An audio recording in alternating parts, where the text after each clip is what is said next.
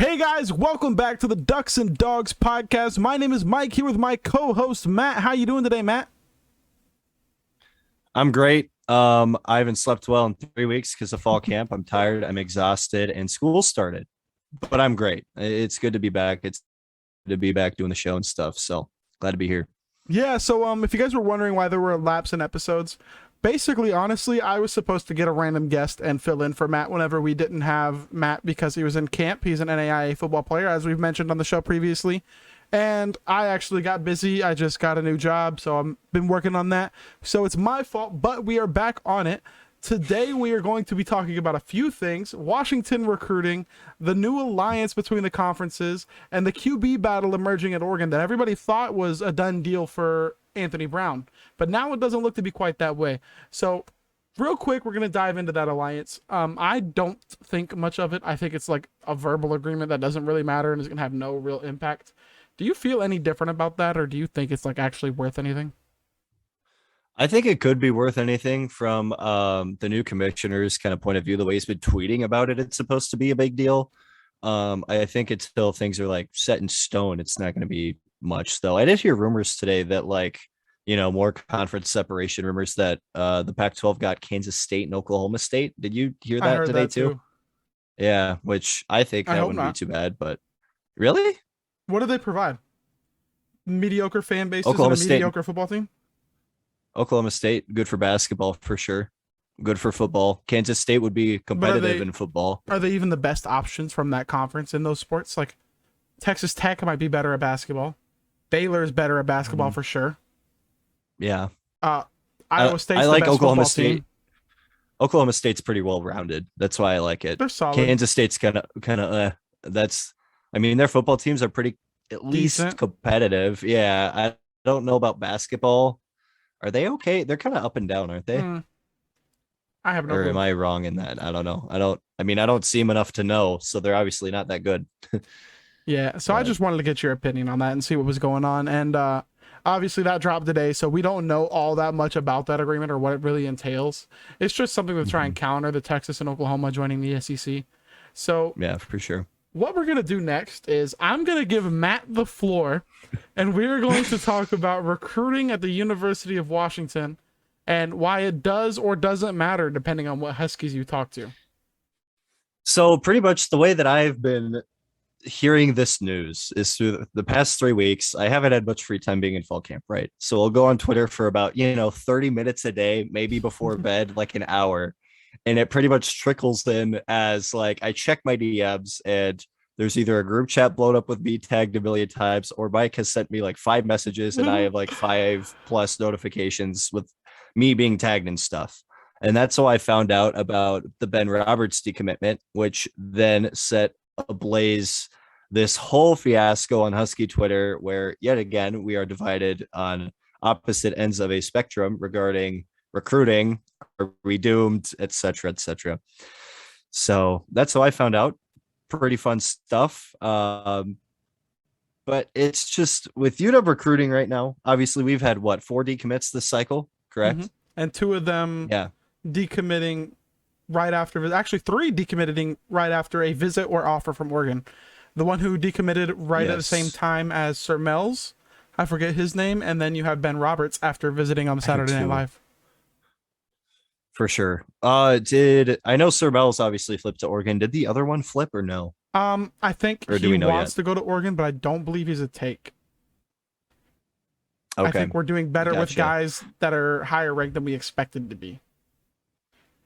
Yeah, for sure. Ben Roberts, obviously, too, has been projected by a couple experts to be going to Oregon as well. The timing of it doesn't seem favorable to UW, obviously. I'm not going to say Oregon's 100% lock, but they have a pretty good shot at Ben Roberts. Like, that's, I mean, I can say that with confidence. I think it comes down to if we want him. Um, yeah, for sure.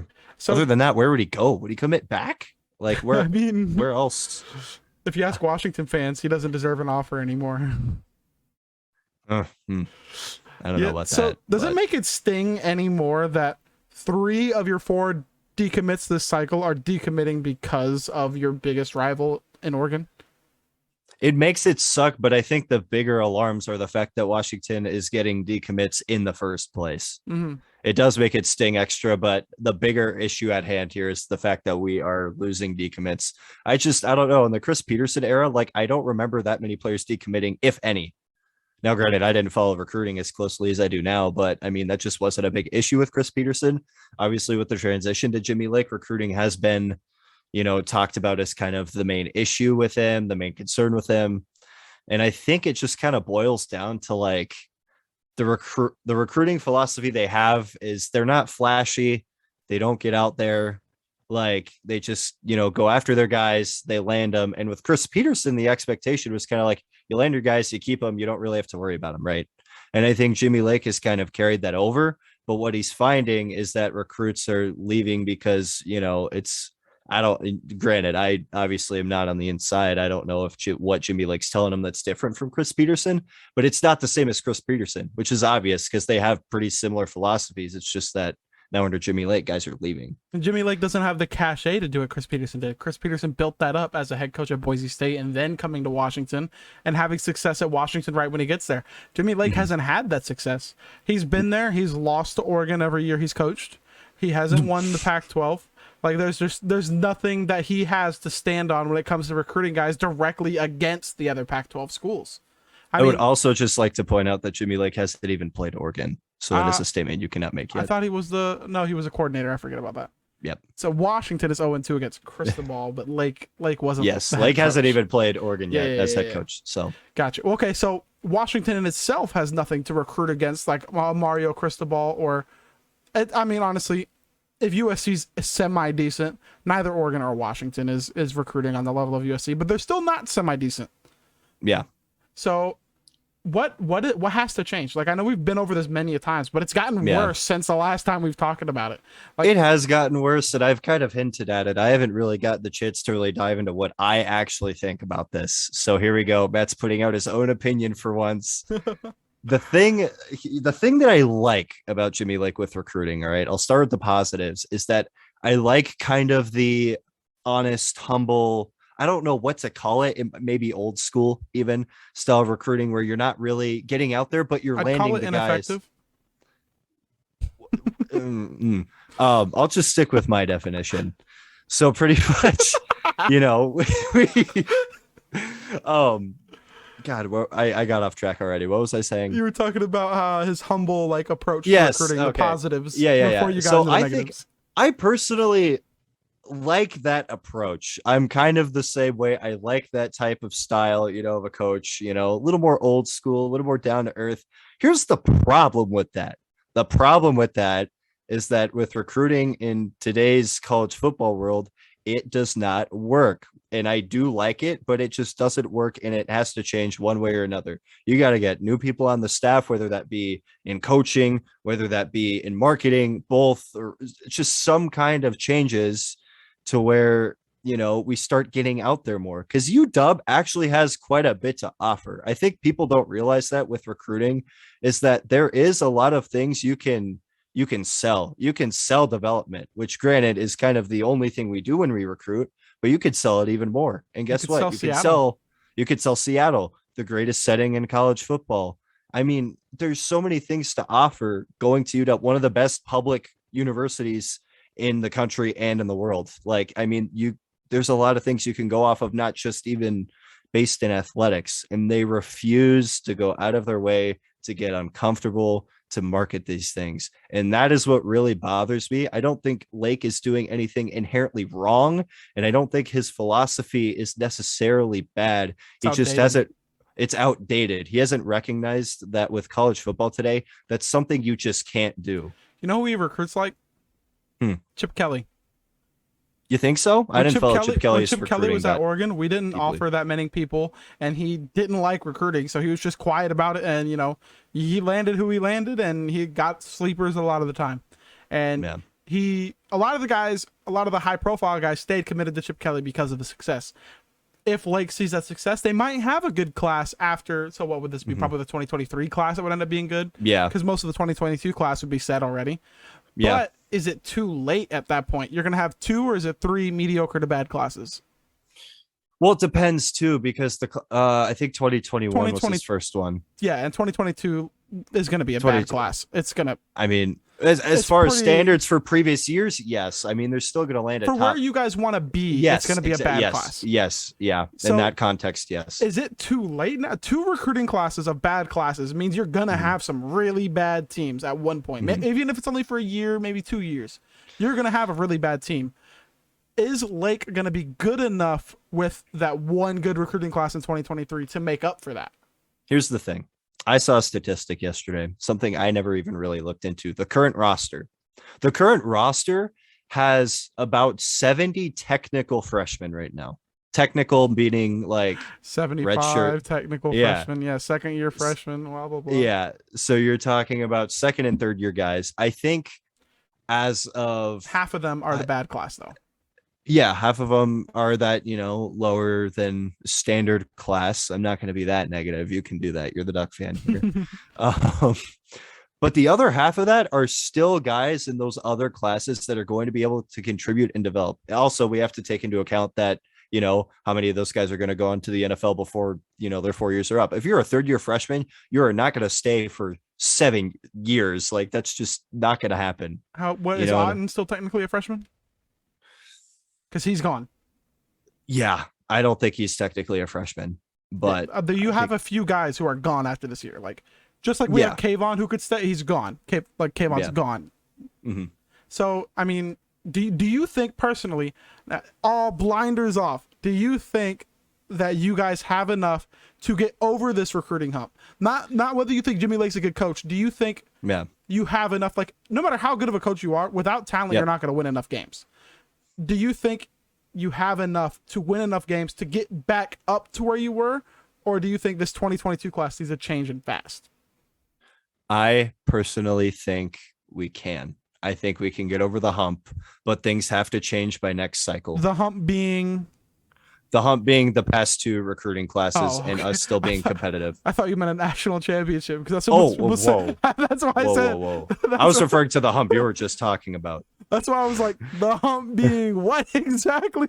But hey, if we're going to make a national championship run, this is going to be the year to do it looking at the roster. I will also just put that out there to be This fair. is your best chance for the next 5 years, I think. Yeah, I could agree with you on that.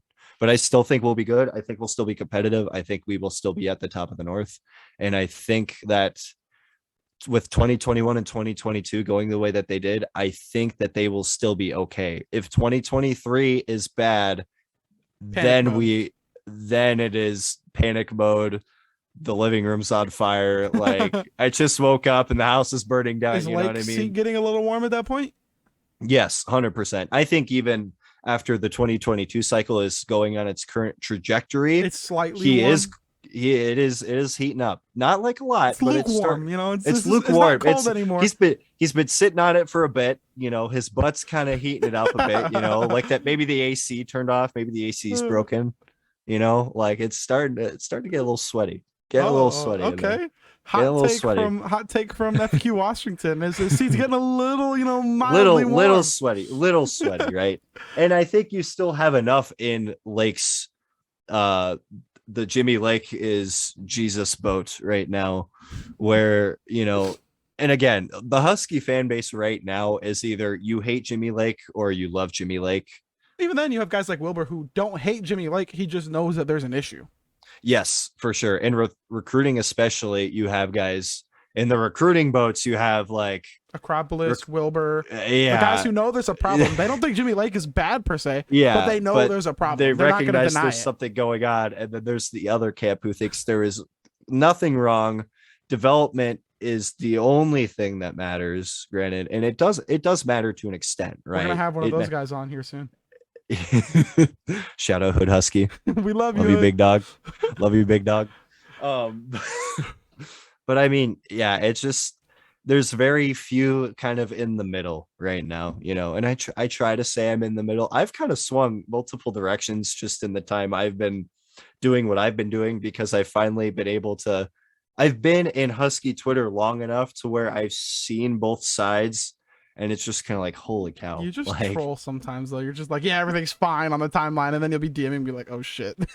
Yeah, I do troll. So Honestly, I just need to post my takes more for more engagements. I need to turn it into the really Washington U. it really gets engagement. It's like everyone says, "Oh, you keep posting these hot takes, you're not going to make it anywhere in the sports media world." Well, like I've had Josh Pate on my show. What are you doing? So Like, it's worked out to an extent, it's right? going pretty decent. I get like a few million engagements every month. You know, I'm doing all right. Yeah, for sure. So I mean, that's all I have to say about that, really. Unless there's anything else you want to I ask actually me. do want to add something.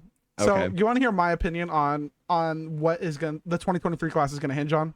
Yes. Offering more kids. You're Yeah. not going to offer 60 kids and land a top class. Mhm. How many do you guys offer this year? What, 100 and some? I do not know off the You're top okay. of my Well, head. either way, you're not going to offer the amount of kids y'all have been offering for the past 10 Yeah. years and land a decent class. Yeah. If they That's don't, also something I didn't talk about, honestly, because they have been banking on this Chris Peterson philosophy of we're going to land who we're going to land, but they also haven't been offering enough kids to where there's like a cushion. you're You not know what I landing mean? enough kids to not throw out these offers. Like, yeah, oh Yeah. yeah, our Yeah. offer is more sacred. Well, guess what? They're not accepting them anyway.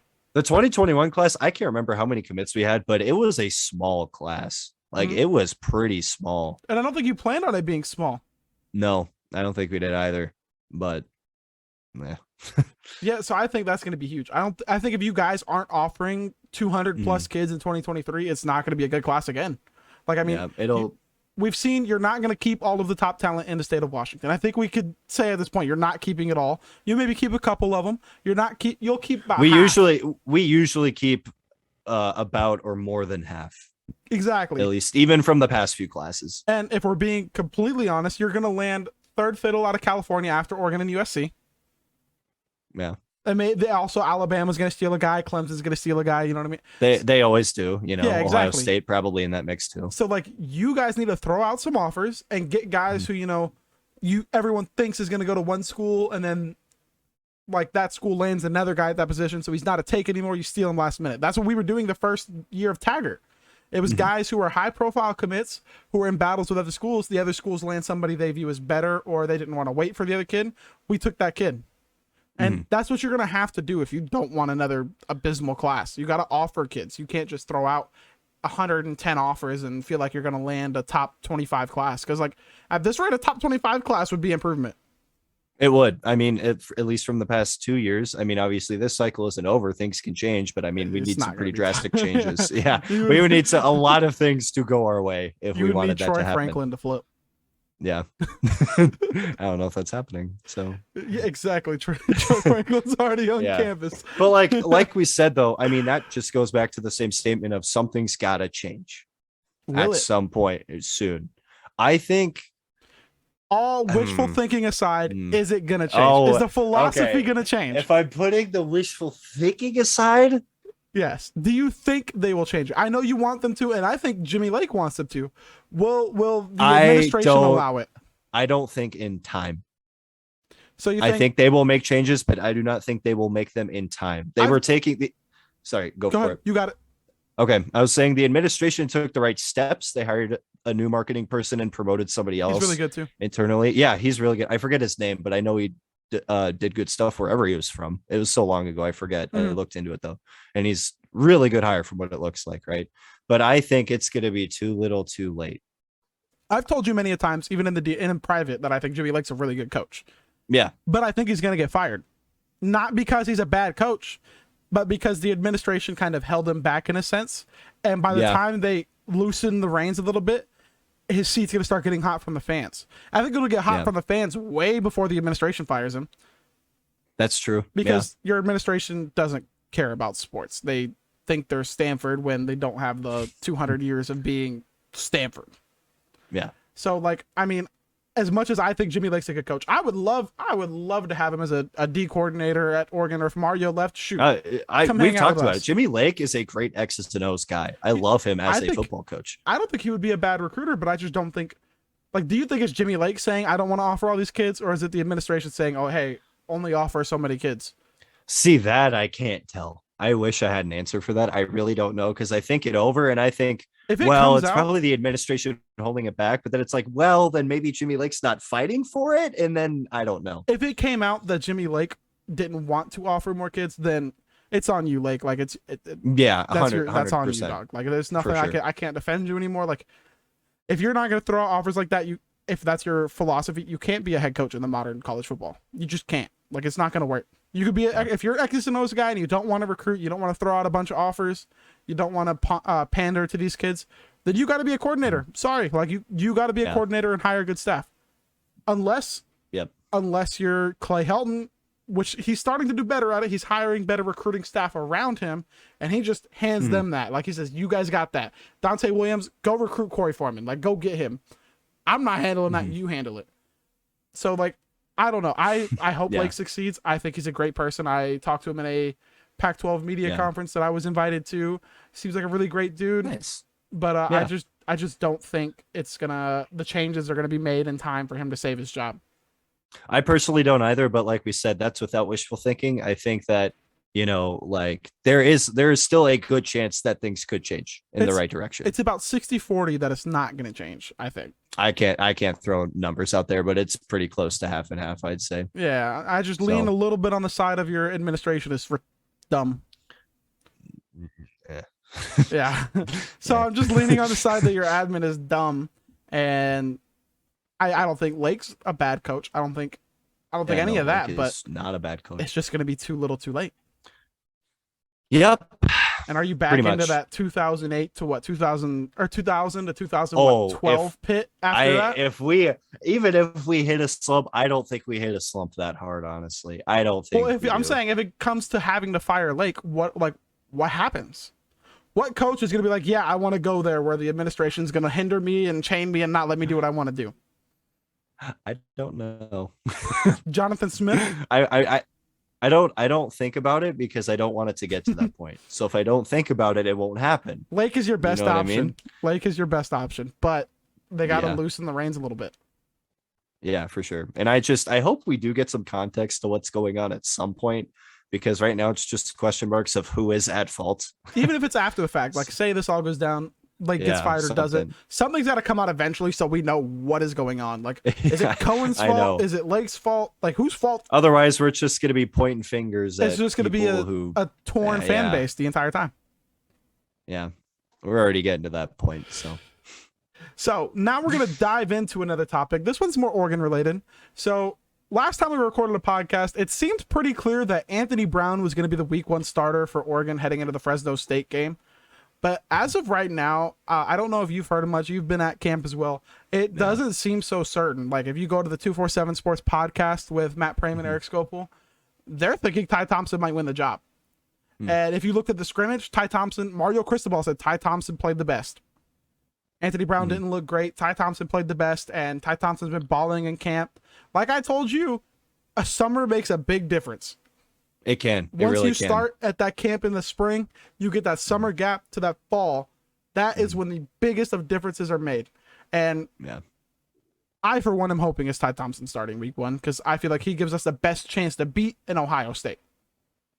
But what exactly separates him from Brown, though? Like from a skill set perspective? He has a better arm, more accurate arm. His legs are like he can run. He's more talented. Like it's no secret that he's more talented.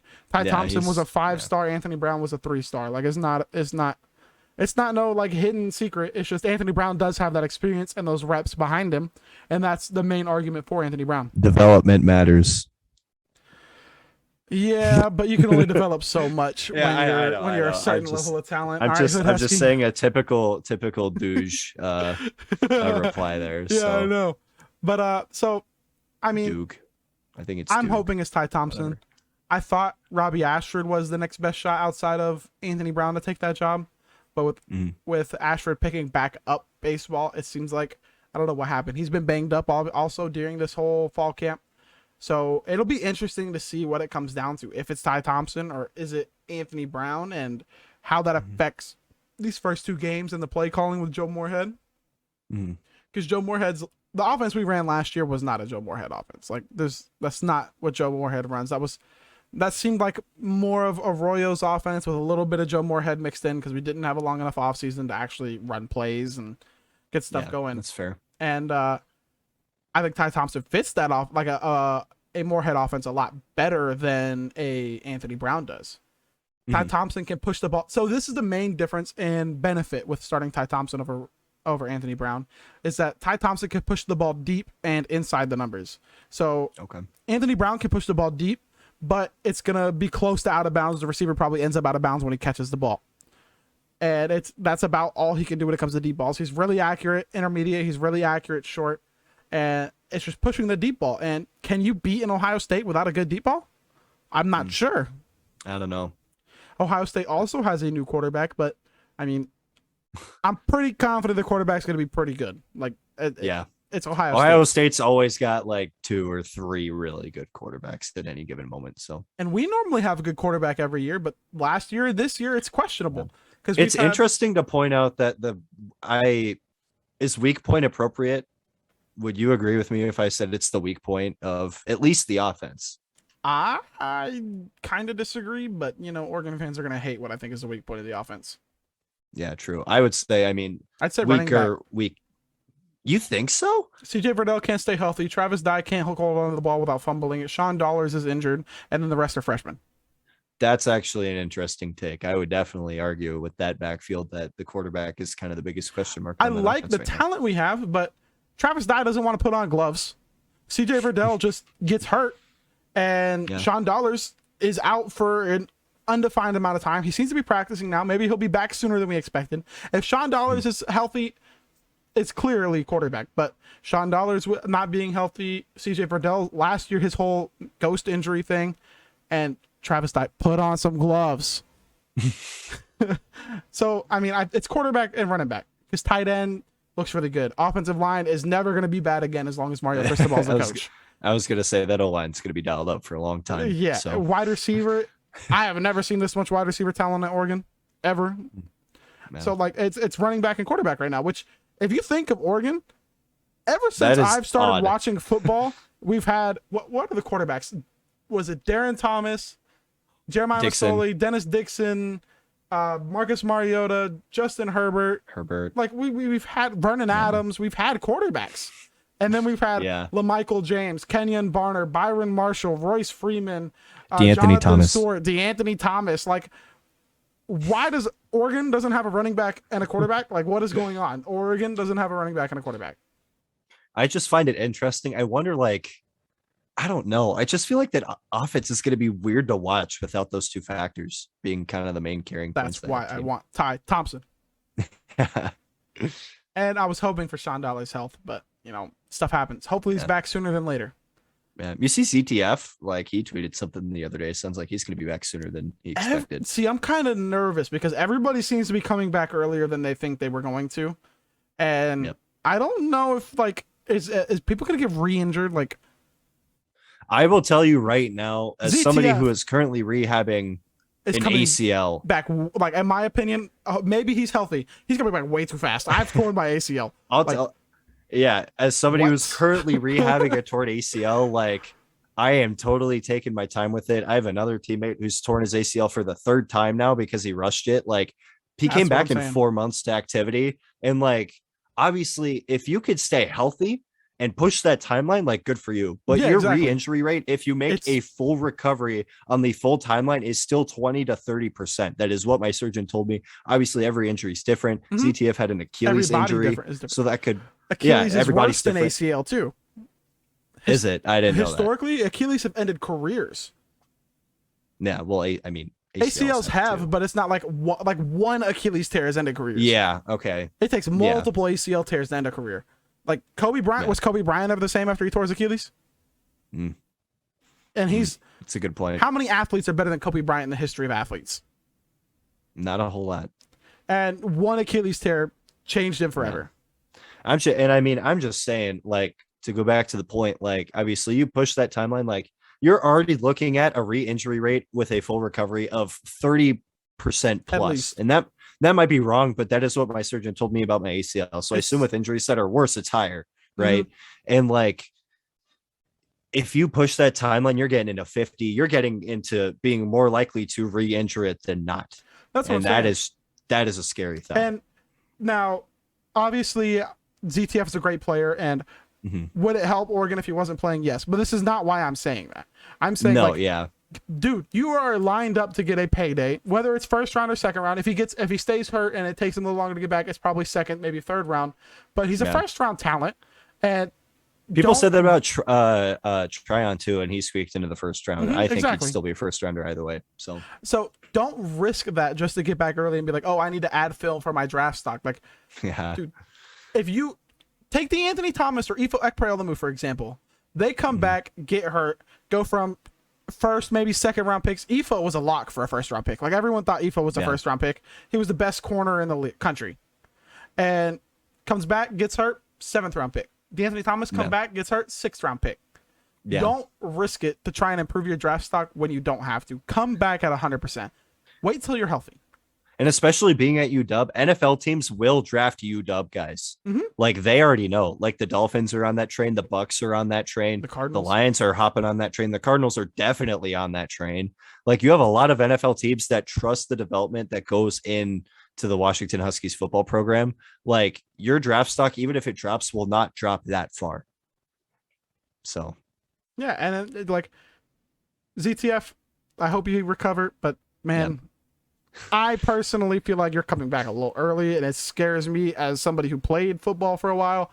That it scares me, man. It just scares me. Just be careful. If you somehow hear this, please just be careful and be safe. We need you. No, I would love to have you on the defense. I don't know if someone's gonna try and take this as me saying something negative. Nothing negative is intended towards ZTF about this. Like, ZTF can play football. I played on the defensive. ZTF can play football, but just be safe, my man. Get your bag. Get your bag. Don't try and come back early. You're gonna get paid, bro. Like, don't trip. Yeah. So, with all that said, I mean, do we have anything else to really talk about? I know what's happened. Oregon landed Titaria McMillan. Oh, did you guys think you were really involved in that, or was that that was Jaleel Florence that y'all thought you were? It was Jaleel Florence. He was in the final three, and then apparently, but right before he committed, people were saying that he kind of dropped off. So people found out early that he was going to Oregon. I never really thought Washington was. I thought both of the Jaleels were Ducks for about 2-3 months. I didn't follow his recruitment that close, to be honest. I found out that he was in the. I know that he's a good player. I just haven't followed real closely his recruitment. He translates as a corner at this level, but he would be a high 4-star wide receiver too. Okay. Like, he plays both sides of the ball really well. He's a better corner slightly, but he can play ball. He's a good player. Both of the Jaleels are. Yeah. And for sure. I was just excited for the rest of this recruiting class, man. I know Cyrus Moss. I think everyone agrees he's pretty much Oregon lock at this point. Can we also talk about, like, isn't it like 10 or 11 days until the football season starts? 11 days for Oregon. Yeah, we are close. 4 days for week 0. Yeah, we are very, very close. And I am so excited for that. I'm so hyped. Even though it's Fresno State week 1, but you know. Montana. What are you going to do? Fresno State should be a good game for the first quarter. Fresno State's can be surprisingly competitive. I wouldn't be surprised if going into halftime, that's a close game. Yeah, but I'm not. Shout out to Hood Husky once more. I don't think Fresno State has a chance to win that game, but they can keep it competitive for a half. They will definitely. They have a shot to keep the game close. Them winning would be a huge upset still, but apparently it's not that out of the realm of possibility. I mean, anything is possible, but no. Yeah. I mean, looking at their schedule, I would argue that Fresno State would probably be up there, at least in competitive terms. Well, our schedule? Besides, I mean, obviously Ohio State and Ohio State, UCLA, Washington. I think Oregon State's better than Fresno State. Really, you think so? Yes, but I'm also higher on Oregon State than most. I was going to say you are high on Oregon State in the first place. So UCLA, we both agree are better than Fresno State. Yeah. So at least on paper, we have to see him play. Still, yeah, we got to see him play. I mean, I think even last year UCLA was better than Fresno State too, though. UCLA LSU, by the way, that game's going to be fun. I'm excited to watch that football game. People are sleeping on UCLA. I keep saying I got UCLA winning that game, but everyone's like, no chance. LSU by 28. Like, all right, we gonna see. It'll be fun. I'm interested, man. That's going to be a fun game to watch. So week 1 score prediction: Washington, Montana. That's going to be like a 40-50 something to like 7 game. Like, it's not even going to be remotely close at any point. Yeah, a few years ago, if they beat them 76-3. Yeah, if they like And 50 something to 7 is like generous. Like they've literally played Eastern Washington, who has been one of the best FCS programs in like recent history. Vernon And Adams. they beat them like what 50 something to 7 also. Mhm. So I mean, I don't know. Especially with the way the offense is looking. Oh, also meant to mention that the last time that the Husky offense was competitive with defense during fall camp and practice was 2016. So just keep your eyes out for 2015 going into 2016. So keep your eyes out for that. The offense is looking kind of good. The last time Oregon had good wide receivers was 2001 when we lost one game. Hmm. Just dude, all these stories adding up. Oregon versus Washington is going to be so fun this It's year. gonna be so fun. My god, Both teams are one loss at most. I am so excited, bro. That Both week is teams going to are be so one fun. loss at most. And At if most, you lose a yes. game, it's gonna be because maybe, I don't know. What's your best chance of losing a game? Is it Dylan Morris having a slump game?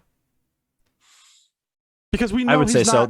He's not the most talented quarterback in the conference. We all know this. It's not a slight, but I think just because of how steady the defense is and people know what they're getting into with the defense and they're consistent, I would say that the offense functioning is pivotal. So yeah, I would say Dylan Morris running back could be an issue. I think they have enough guys back there. Yeah, I think they'll be okay. But I'm saying if they drop back in coverage and it's like, all right, you got to run to beat us, and they have a decent D line like a Utah type team. Yeah, that's the only matchup I could see. Do you have any matchups like that against any good D lines before Oregon though? I don't know. You play a pretty weak schedule. Yeah, although we do play, don't we play? We play Stanford and UCLA before Oregon, don't we? Ooh, okay. UCLA has some good defensive linemen. Michigan also has some solid defensive linemen. Me saying one loss at the least going into that game is actually against what I had for the season prediction. So yeah, well, who did you have as your guys' loss? Stanford and UCLA. I had 2. I gave the Huskies 2. You gave the Huskies 2. I did.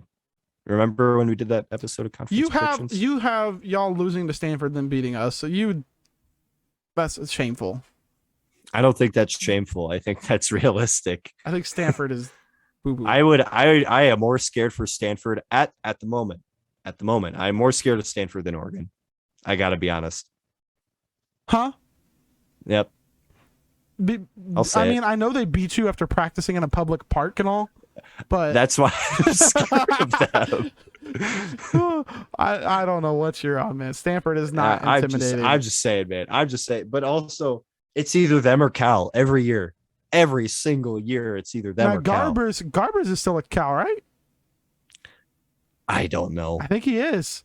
He probably is. If he plays to the best of his ability, Cal could always be a sleeper team. Like Garbers is good enough, but they lost to Reuter. So True. Does that make a big enough difference for anything? I think so. I don't have Cal being they're very mediocre this year, in my opinion. Wilcox is their coach, right? Yes. Yeah. Because he used to be a lot of Oregon coaches all over the place nowadays, man. Yeah. None of them at Oregon, but they're all over the place. But hey, there are other places. So yeah, like Scott Frost at Nebraska, Taggart at FAU, Wilcox at Cal. There's a bunch of guys all over the place.